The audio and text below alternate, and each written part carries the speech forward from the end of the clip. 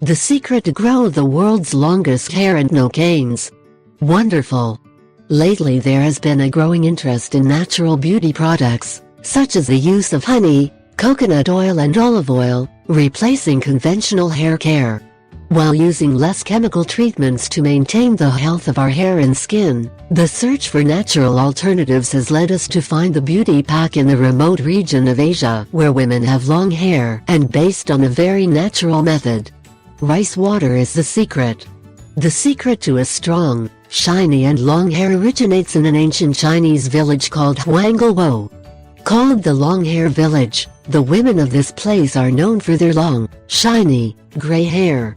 Most of the women in this place have hair more than 1.4 meters and have even appeared in the Guinness Book of Records as the town with the longest hair. Fermented rice water. Yes, for many years, generations of Yao women have used the water where they cook the rice to wash their hair, which has resulted in that impressive beautiful hair. It has been a secret applied for centuries, even by princesses of very ancient times. How to make and use this old and cheap hair wash. 1. Wash a cup of rice to remove any dirt. 2.